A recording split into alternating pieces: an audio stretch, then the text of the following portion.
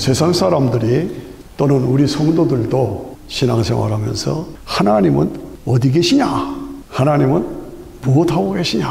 그 하나님은 나와 무슨 관계가 있느냐? 나는 그 하나님 앞에서 어떻게 살고 있느냐? 이런 의문과 질문을 가질 수 있죠. 그런데 오늘 본문의 말씀에 하나님께서 영광의 보좌에 지금 현재 앉아 계신다. 그래서 녹보석의 영광, 홍보석의 영광, 벽보석의 영광, 무지개에 둘러싸이신 그 영광을 누리시면서 현재 지금 앉아 계신다. 녹보석이라는 말은 생명을 말합니다. 푸른 건 생명이죠. 생명의 본체가 되시는 하나님이시다. 홍보석이라는 말은 공의와 심판을 말합니다. 하나님은 주권을 하시고 통치하시고 지배하신다. 벽보석이라는 말은 거룩하고 경건하고 깨끗함의 본체가 되신다. 무지개에 둘러싸였다 하는 말은 다시는 물로 노아 홍수를 심판하지 아니하시고 불심판, 그러니까 약속을 지키시는 하나님. 그 하나님이 녹보석, 홍보석, 벽보석의 영광을 누리시면서 무지개에 둘러싸여 계신다. 이게 4장의 얘기. 5장은 뭐냐? 5장은 우리를 위해서 인간의 몸을 입고 이 땅에 오셔서 십자가에 피 흘려 죽어주신, 속죄의 제물로 죽어주신 그 주님 앞에 찬양과 영광, 찬양과 영광, 존귀, 지혜, 권능 주께 돌리세. 보좌 위에 앉으신 주의 어린 양.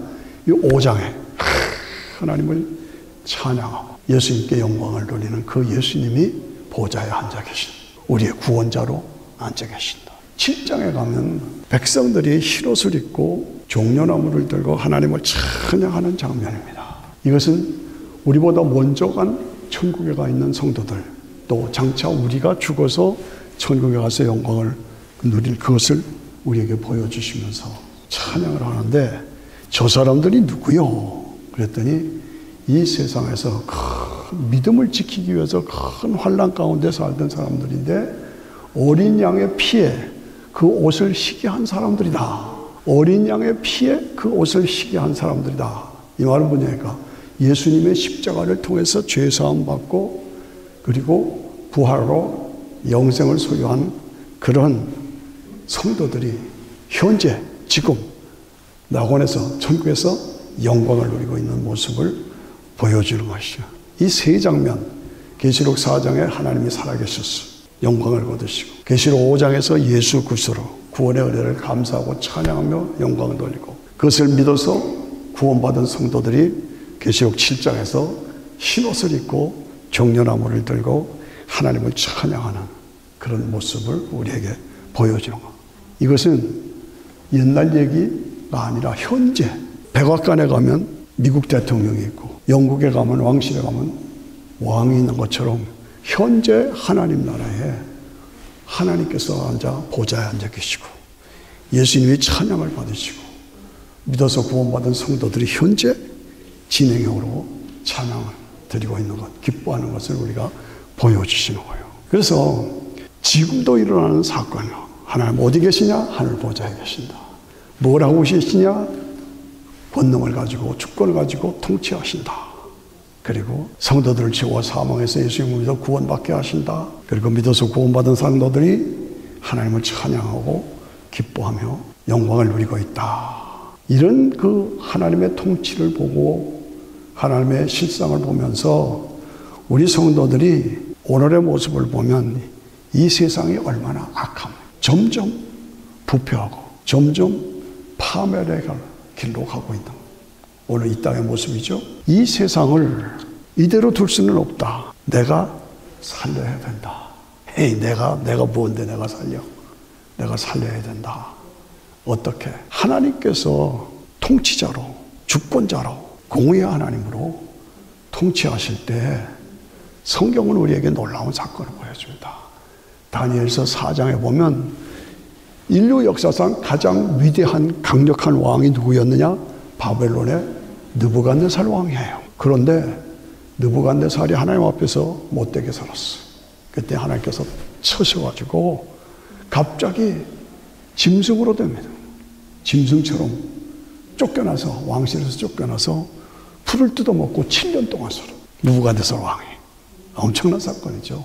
세계 최고의 왕인데 쫓아내버렸어요. 다니엘서 5장에 보면 벨사살 왕이 예루살렘 성전에서 뺏어온 성전 기물을 가지고 1000명의 관리들을 모아놓고 파티를 하고 있어요.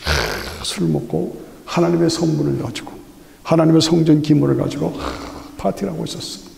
그랬더니 갑자기 저 벽에 손가락이 나타나. 손가락이 나타나서 글씨를 쓰는 거예요. 예. 무슨 글씨냐? 내가 너를 저울에 달아보니까 저울에 못 미친다. 너는 해당은 안 된다. 기준에 못 미친다. 그거 쓴 거예요. 그날 밤으로 죽어버립니다. 그날 밤으로. 그리고 새로운 왕이 일었습니다.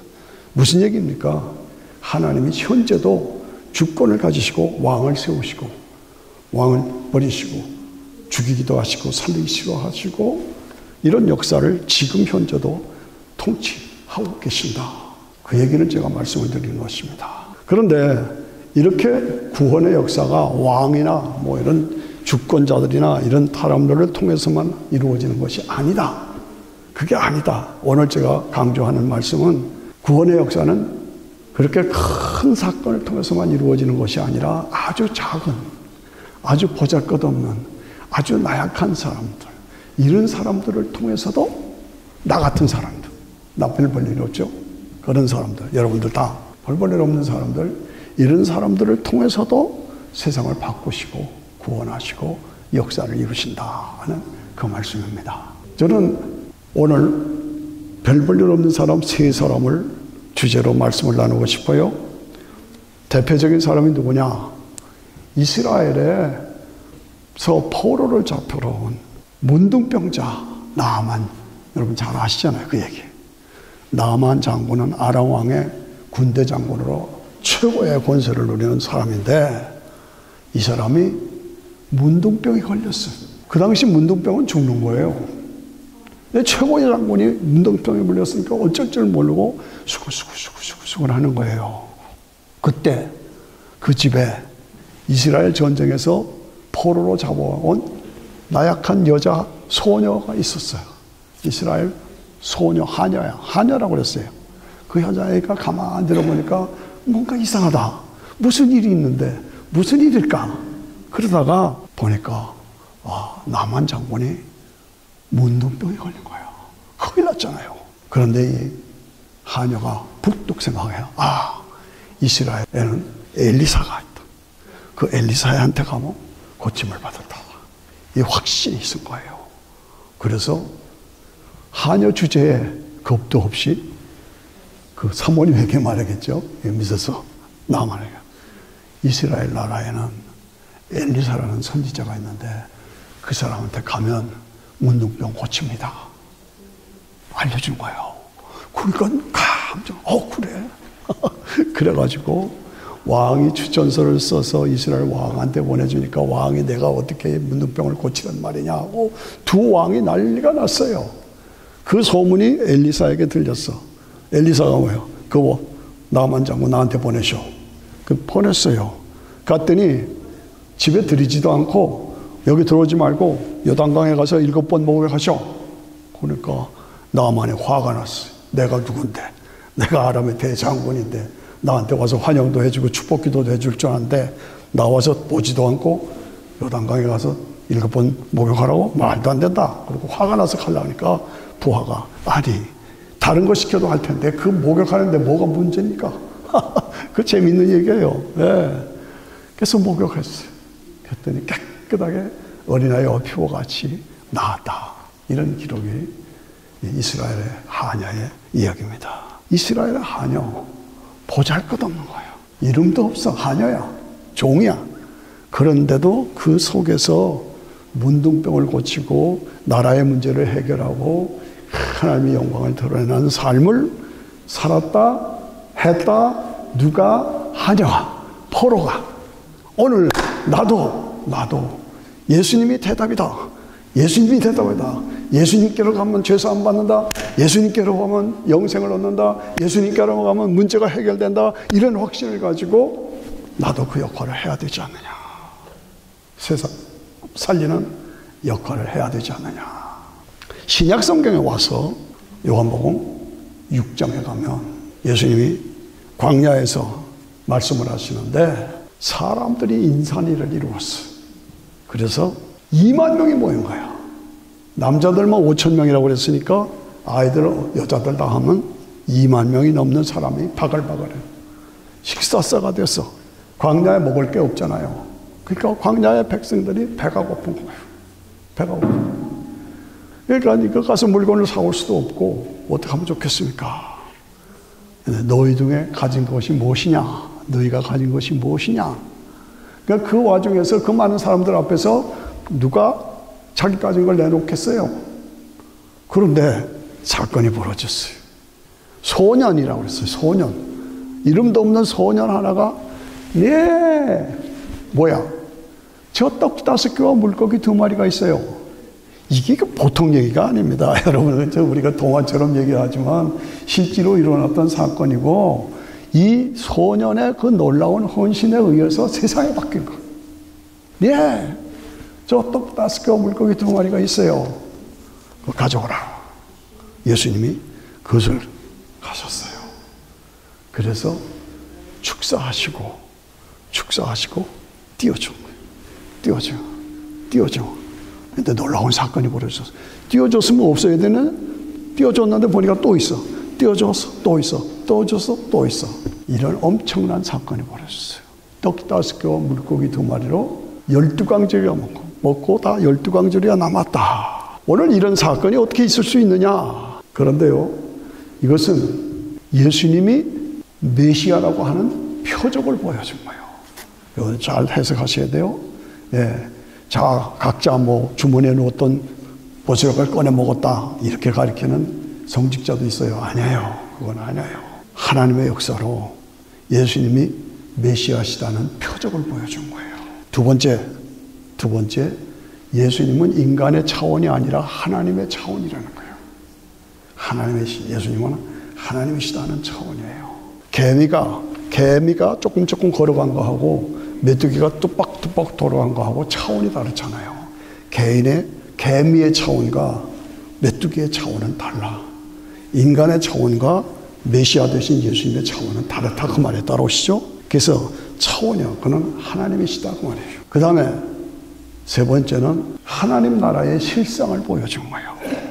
하나님 나라에 들어가면 다시는 먹을 것, 굶주릴 것, 배고픈 것 없이 영원히 풍성함을 누린다 하는 하나님 나라가 어떤 나라냐 하는 실상을 보여준 거다. 그 말이죠. 그래서 오병이어로 떡 5개와 물고기 2마리로 12강제리가 남게 다 먹었다. 그것은 차원의 문제고 표적의 문제고 하나님 나라의 실상을 보여준 거다. 그러니까 사람들이 계속 예수님만 따라가려고 하는 거예요. 예수님 뭐라고 그러셨어요? 먹을 것만 찾지 말고 영원히 살 것을 찾아라. 영원히 살 것을 구하라. 뭐냐? 나는 하늘에서 내려온 산 떡이다. 너희가 이 떡을 먹으면 살리라. 알아들어요? 못 알아들어요? 여러분 알아들으셔야죠. 이거 알아들으셔야 예수 믿는 거예요. 못 알아들으시고 안 알아들으시면 예수님 안 믿는 거예요. 괜히 와 앉아있는 거예요. 알아들으셔야 돼요. 너희가 먹을 떡, 현재 배부른 떡만 찾는데 내 떡을 내가 주는 떡을 먹어라. 내 살과 피를 먹어라. 그러면 너희가 영생하리라. 내가 주는 떡은 너에게 영원한 영생을 주는 것이다. 내 살과 내 피를 마시는 자는 영원히 죽음을 보지 않고 영생하리라. 이게 오병이의 소년의 사건을 통해서 그렇게 발전이 된 거예요. 살리는 것은 영이니 육은 무익하니라. 여러분 지금 육신적으로 배고픈 것만 찾고 돈 벌려고만 찾고 그런 게 그게 다가 아니다 이거죠. 우리는 인간은 영생하는 존재고 영생하려면 예수님의 살과 피를 먹어야 된다. 살과 피는 뭐냐? 십자가와 부활을 믿어야 된다 그 말이에요. 십자가의 사건을 나를 위한 것을 믿으라는 거예요. 예수님이 하나님의 독생자가 이 땅에 인간으로 모습으로 오셔서 십자가에서 나의 죄 때문에 대신 죽어주셨다. 간단해요. 그것이 예스 내가 믿습니다. 그렇게 하면 나에게 영생이 주어진다는 거예요. 내 살과 피를 먹어라. 그러면 죽지 않고 영원히 영생하리라. 이게 복음입니다. 그 떡 5개와 물고기 2마리 소년이 하나님 앞에 헌신한 그것 때문에 영원한 영생의 길을 설명한 거예요. 그리고 우리에게 확실한 복음을 보여준 거예요. 제가 목사 안수를 받을 때 목사 안수를 받을까 말까, 지금 음악 사역자로만도 만족한데 목사 안수까지 받아야 되나 고민했어요. 목사님 받으라고 그러고 나는 고민하고, 그러다가 제가 기도처에 가서 요한복음 6장 51절 52절, 누구든지 내 살과 내 피를 먹고 마시지 않으면 영생할 수 없다, 이 말씀을 제가 붙잡고 거기서 울면서 나 목사 안수 받겠습니다. 그리고 목사 안수 받은 거예요. 내가 목사 되게 만든 것이 바로 오병이어의 사건. 여러분, 아무리 교회 다녀도 이 예수님이 나를 위해서 십자가에 죽고 부활하셨다는 거 믿지 않으면 구원 못 받아요. 구원 못 받으면 뭐예요? 결국 지옥 가요. 영원한 지옥에. 그거 우리가 아셔야 돼요. 건성교회 다니고 그러지 말라고. 정말 진지하게 내 인생의 문제를 그렇게 해결하시다. 그래서 이 오병이어의 사건을 통해서 십자가와 피, 내 살과 피를 먹어라. 나는 하늘에서 내려온 산떡이다. 내 살과 내 피를 먹어라. 뭐예요? 십자가 부활의 복음으로 죄사함과 영생을 소유하라. 이것이 핵심이에요. 오병이어의 사건. 그리고 세월이 지나서 1700년대에 유럽에는 놀라운 고난의 때가 있었습니다.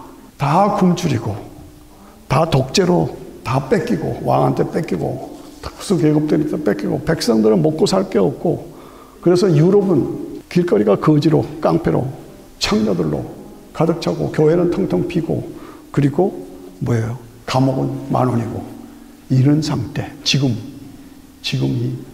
이 땅이 그렇지 않습니까? 이 1700년대에 유럽이 그랬다 그 말이에요. 그런데 체코 지방에 한 교회가 교회를 건축하고, 그리고 교회 건축이 끝나면 현관에다가 예수님 십자가에 피 흘리는 장면을 그림을 그려서 앞에다 붙여놓기로 했어요. 그렇게 결정했어요. 그리고 교회에 나오는 화가에게 그림을 그려달라. 이것은 유럽에 나오는 야화 있죠. 여러분들 야화라는 말이 아주 공식적인 얘기보다도 그 민중 속에 있는 얘기, 그 얘기예요. 그래서 체코의 교회가 그렇게 결정하고 예수님 십자가에 그 모습, 고통받는 것을 그림을 그리기로 하고 교회 건축이 지금 진행되고 있는 거예요. 그런데 화가가 십자가 예수님 고통당하는 그림을 그리다가 교회에서 자기 생활비를 좀 주겠다고 그랬는데 돈을 안 주는 거예요. 그러니까 화가 났어. 내가 안 그리겠다. 그러고 다 거반 다 그렸는데 옆에다 처박아 놨어요. 그 딴짓하고 있었어요. 그런데 갑자기 유럽에는 집시가 있잖아요. 돌아다니는, 집 없이 또 돌아다니는 집시. 이 집시 여자가 푹뚝 들어오더래요. 선생님, 나 초상 하나 그려줘요. 그런 거야. 나 돈 드릴게요. 그러니까 돈 준다니까 오케이. 그래서 저기 앉아서 포즈를 탁 취하고 이러고 있는 거예요. 예. 포즈를 치고 그림을 열심히 그리는데 그 여자의 눈길이 십자가에 그 못 박혀서 고통당하는 모습이 이렇게 보잖아요. 그러다 보니까 이 여자가 질문이 생겼어. 저 사람이 누군데 왜 저렇게 십자가에 못 박혀 고난을 당하는가 하는 질문이 생겨서, 선생님 잠깐 뭐 그래요? 저분이 누구신데 저렇게 십자가에 못 박혀 저렇게 고통당하십니까? 물었어요. 그랬더니 이 화가도 예수 믿는 사람인데 좀 식어버린 사람이에요. 좀 불평이 있는 사람. 하나님의 아들 예수님인데 우리 죄를 위해서 십자가에서 지금 저렇게 고통당하고 계신 거예요. 그러니까 이 여자가 뭐라고요? 저 사람이 하나님의 아들이라고요? 예? 그래요. 그 건성 얘기하는 거예요. 저 사람이 인간의 죄를 위해서 대신 십자가에 죽었단 말이에요? 죽는단 말이에요? 그렇다니까요. 나를 위해서도요? 그렇다니까요. 이게 점점 열이 붙은 거예요. 그랬더니 웬일입니까? 이 여자가 벌떡 일어나더니 그 화가 그리다만 그 그림 앞에 가서 막 우는 거예요. 내가 죄인입니다. 예수님 하나님의 아들이 나 때문에 죽어주신 거 내가 이제 듣고 알았습니다. 나도 믿습니다. 하고 엉엉 우는 거 통곡하는 사건이 벌어졌어요. 이게 유럽의 야화로 다니는 얘기입니다. 야화예요. 우리 한국에도 야화 있잖아요. 야화로 다니는 거예요. 유명한 얘기입니다. 이 집시 여자로 인해서. 그러니까 이거 화가가 깜짝 놀랐어요. 그래서 열심히 다 그렸어요. 교회가 건축이 끝났어요. 현관 앞에다가 그 예수님 십자가 고통당하는 그림을 붙여놓고 그 밑에다가 뭐라고 썼냐 하면 나는 너를 위해서 몸 바쳐 죽었는데 너는 나를 위해서 무엇을 주느냐? 나는 너를 위해서 내 몸을 바쳐 죽는데 너는 나를 위해서 무엇을 주느냐 하고 써붙였어요. 입당 헌당 예배가 이루어졌어요. 많은 지역 사람들이 초청되어서 축하하러 왔어요. 그런데 그 중에 진센돌프라고 하는 이름을 아셔야 돼요. 진센돌프라는 유명한 백작이에요. 귀족이에요. 30세 청년이에요. 이 사람이 쭉 돌아보다가 그 앞에 와서 딱 서는 거예요. 쓰니 물끄러미 그 그림을 보는 거예요. 근데 그 밑에 나는 너를 위해서 못 맞춰 죽는데 너는 나를 위해 무엇을 주느냐? 이 말이 확 가슴에 찔리는 거예요. 여러분들 제가 지금 이런 얘기를 하는 걸 귀담아 들으시고 가슴에 충격이 있으셔야 돼요. 안 들으려고 하고 그러지 마세요. 못 들은 척하고 그러지 마세요. 이 진센돌프가 이 말을 듣고 찔렸어. 눈물을 줄줄 흘리는 거예요. 나는 너를 위해서 내 몸을 바쳐 너를 구원하는데 너는 나를 위해서 무엇을 주느냐? 눈물을 줄줄 흘리더니 집에 가서 모든 것을 다 정리하고 재산 팔고 정리하고 복음을 위해서 살아. 그것이 유럽을 부흥시킨 모라비안 운동이에요. 모라비안 운동이라고 여러분 기억하셔야 돼요. 모라비안 운동, 경건주의 운동, 모라비안 운동, 신앙 부흥 운동. 이것이 보잘것없는 집시 여자 하나 때문에 일어난 사건이다 그 말이죠. 그래가지고 온 유럽이 다시 영적으로 부흥되기 시작하고 그 모라비안 운동, 경건주의 운동을 통해서 요한에서 내가 은혜를 받고 이랬어요. 그래서 유럽이 부흥된 겁니다. 유럽이 부흥돼요. 그리고 그 부흥이 미국으로 그리고 한국으로. 이것을 우리가 알고 하나님 앞에서 큰 사건을 통해서만 이루어지는 것이 아니다. 하나의 보잘것없는 포로 하녀, 보잘것없는 오병이어의 소년, 보잘것없는 집시 여자 하나가 세상을 살리고 세상을 변화시키고 세상을 일으키는 놀라운 역사가 이루어졌다. 그거 우리가 기억해야 합니다. 5대양 줍대지에 이렇게 복음이 전파됐지만 다 불이 꺼졌어. 다 불이 꺼졌다니까. 아직도 그나마 불이 붙어있는 두 나라가 있어요. 하나는 미국이요. 하나는 한국이요. 보세요. 아프리카, 유럽 다 꺼졌어요. 아시아 없어요. 항상 강조하지만 중국, 일본, 인도네시아, 파키스탄 없어요. 한국 하나 교회가 있어. 한국 하나. 근데 한국 교회 지금 꺼지려고 그래요. 미국도 지금 꺼지려고 그래요. 너무나 안타깝잖아요. 지난주에 미국의 중간 선거가 있었죠? 아시잖아요. 그런데 민주당이 이겼어요.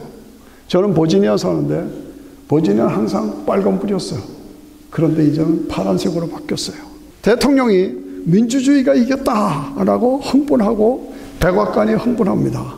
그런데 중요한 것은 이게 하나님의 뜻인가? 하나님의 뜻에 합당한가? 아닌가? 그게 중요한 거다 말이지. 그게 중요한 거다. 그래서 민주주의가 이겼다. 이긴 것이 뭡니까? 동성연애를 합법화시킨 거 이겼다. 마약을 합법화시킨 것이 이겼다. 낙태를 합법화시킨 것에 이겼다. 이겼다. 이게 뭐? 그게 바른 이긴 겁니까? 네. 하나님의 기준에 어긋난 거예요. 아셔야 되죠. 동성연애 하나님이 제일 싫어하시는 거예요. 네. 제일 싫어하시는 거예요. 마약 인간을 파괴하는 거예요. 낙태 인간을 파괴하는 거예요. 이것에 이겼다고 백악관이 쳐와서 우리가 이겼다고 말을 하더냐고. 지금 세상이 이렇습니다. 민주주의가 뭡니까? 인권을 주장하는 거 아닙니까? 근데 인간이 다 타락했잖아요. 그러니까 타락한 인간에게 투표를 하면 점점 타락한 쪽으로 가는 거예요. 얼마나 안타깝습니까? 우리가 매일 새벽기도 하잖아요. 이 미국이 청교도 신학으로 세워진 이 미국이 인본주의 인권으로 가지 않고 신본주의 신권으로 가도록 하나님께서 도와달라고 우리가 매일 기도하잖아요. 그리고 정말 하나님을 사랑하고 하나님을 두려워하는 사람이 대통령이 되도록 하나님 도와달라고 우리가 기도하잖아요. 매일 기도하잖아요. 한국을 보십시오. 한국의 민주주의 이게 하나님의 뜻에 합당한 건가? 결국은 나라를 파괴하는 법인 것을 알면서도 자기 이익을 위해서 그걸 하겠다는 거예요. 이게 악법이에요. 악인 줄 알면서도 자기 이익을 위해서는 법이라도 만드는 이것이 바른 것이냐 이거지. 하나님께서 계시록 4장에서 주권을 가지시고 홍보석, 녹보석, 심판의 약속을 가지시고 보고 계시는 거예요. 하나님 우리를 보고 계시는 거예요. 그런데 악인 줄 알면서 악을 악이라고 하지 않고 악을 선이라고 하는 거예요. 저는 안타깝습니다. 우리 한국을 보면 김일성이가 6.25를 통해서 전쟁을 통해서 남쪽을 먹으려고 했어요. 실패했잖아요. 그런데 지금은 사상과 이념으로 또 다른 사상과 이념의 6.25 전쟁을 치르고 있어요. 백성들이 그걸 모르고 있는 거예요. 그래서 북쪽이 좋다고 그러고 좌파라고 하고 아니라는 거예요. 자유민주주의, 시장 경제가 생육하고 번성하라 땅에 충만하라 하는 하나님의 법도에 맞는 거예요. 그런데 그래서 한국이 번성하고 부유해진 거예요. 그런데 이제 와서 사회주의, 공산주의, 독재가 좋다? 그쪽으로 가자? 아니죠. 이런 상황에 있어 한국 민족이 지혜로운 것 같아도 참 어리석다 하는 생각을 합니다. 악을 선이라고 하고 선을 악이라고 하고 자기 이익만을 위해서 이렇게 나가는 거예요. 다른 게 없습니다. 하나님과의 관계 회복은 십자가와 부활밖에 없어요. 십자가와 부활을 통해서 하나님과의 관계가 회복되고 그 하나님과의 관계 회복 속에서 우리에게 영생이 주어진 것. 이것이 완전하고 확실한 대답이에요. 설교에서 기도하라. 목사님들이 기도하라. 그런데 무엇을 위해서 기도하지? 어떻게 해야 기도가 바른 것인지 이걸 알려줘야 될 거 아니에요. 지금 가장 시급한 거가 인간이 인본주의로 민주주의 이름을 가지고 한국이나 미국이나 지금 다 파괴되고 있는데 이 시대에서 뭘 위해서 기도하라는 말이에요? 어떻게 기도하라는 말이냐? 분명하게 가르쳐 줘야 돼요. 저는 여러분들에게 도전합니다. 오늘 나도 아무것도 아닌 존재지만 이스라엘의 하녀와 같이 병든 이 세상, 문둥병에 걸린 이 세상 속에서 예수님의 해답입니다. 예수님께로 가면 고침을 받습니다. 이 말을 내가 해야 되는 거예요. 이 말을 하시기를 바랍니다. 오병이어의 아무것도 모르는 철없는 소년. 그러나 이 많은 사람들 속에 떡 5개 물고기 2마리가 무슨 의미가 있어? 그렇게 따지지 않고 나 있어요 이거 내세요 하고 그걸 가지고 하나님이 구원의 역사를 이루신다 그 말이죠. 어떠십니까? 그렇지 않습니까? 예, 집시 여자 아무것도 아니에요. 근데 그 예수님이 나 때문에 죽으셨다고요? 나 같은 죄인을 위해서 통곡하고 회개하고 나니까 온 유럽이 새롭게 일어나고 부흥되는 역사가 일어났다. 작은 사건, 이름 없는 사건, 보잘것없는 사건. 오늘 이 땅에서 내가 해야 할 일인 것이냐. 여러분, 나 별 볼 일 없어요. 그래도 내가 오늘을 살리는 하녀의 사역을 감당해야 한다. 내가 오늘을 살리는 오병이어의 소년으로 내 삶을 드려야 한다. 내가 오늘 집시여인과 같은 보잘것없는 사람이지만 하나님 앞에 드려서 세상을 살리고 세상을 새롭게 부흥시키는 역할을 내가 감당해야 되지 않느냐. 믿으십니까? 믿으시면 아멘 하십시다. 예, 아멘. 이것이 대답이고 이것이 오늘 내가 살아야 하는 삶. 하나님은 지금 영광의 보좌야. 녹보석의 영광, 벽보석의 영광, 홍보석의 영광, 무지개의 영광에 둘러싸여 계십니다. 심판자요 주권자이십니다. 예수님은 피 흘려 구원자로 우리에게 오셨습니다. 그것을 믿고 구원받은 성도들이 지금 찬양합니다. 그 영광을 바라보면서 오늘 나도 주어진 시간 속에서 나약하고 보잘것없지만 사명을 감당하며 살아야 할 줄로 믿습니다. 같이 기도합니다.